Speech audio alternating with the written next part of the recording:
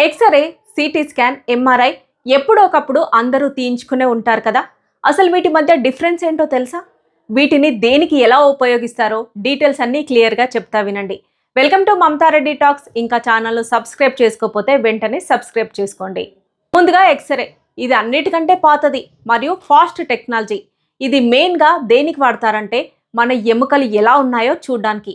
ఎముకలు విరగడం లేదా teeth problems లేదా చెస్ట్ ఇన్ఫెక్షన్లను చూడడానికి ఎక్స్రే తీస్తారు. మరి ఇది ఎలా పనిచేస్తుంది అంటే ఇది రేడియేషన్ ఉపయోగించి ఒక 2D ఇమేజ్ తీస్తుంది. టైం కూడా తక్కువే పడుతుంది. Next CT scan.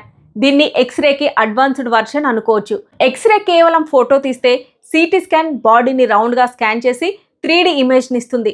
Internal injuries, చిన్న చిన్న ట్యూమర్లు లేదా బ్లడ్ క్లాట్స్ ఎక్కడున్నాయో ఖచ్చితంగా తెలుసుకోవడానికి దీన్ని ఉపయోగిస్తారు. మరి ఇది ఎలా పనిచేస్తుంది అంటే ఇది కూడా రేడియేషన్ ఉపయోగించి ఒక క్లియర్ పిక్చర్ ఇస్తుంది.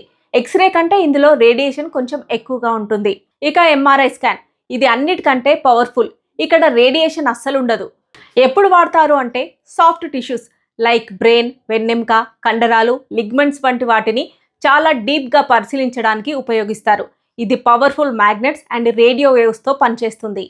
ఇంకో ఇంపార్టెంట్ విషయం ఏంటంటే మ్యాగ్నెట్స్ వాడతారు కాబట్టి బాడీలో పేస్ మేకర్లు లేదా మెటల్ రాడ్లు ఉన్నవారు ఇది చేయించుకోవద్దు. సింపుల్గా చెప్పాలంటే బోన్స్ కోసం ఎక్స్రే, ఇంటర్నల్ ఇంజురీస్, చిన్న చిన్న ట్యూమర్లు లేదా బ్లడ్ క్లాట్స్ కోసం సిటీ స్కాన్, మెదడు, నరాలు, కండరాల కోసం ఎంఆర్ఐ యూజ్ చేస్తారు. ఈ మూడింటికి డిఫరెన్స్ ఏంటో చూశారు కదా. మీ ప్రాబ్లమ్ని బట్టి డాక్టర్స్ వీటిని సజెస్ట్ చేస్తారు. ఇన్ఫర్మేషన్ మీకు యూస్ఫుల్ అనిపిస్తే లైక్ చేయండి, షేర్ చేయండి. Thanks for watching.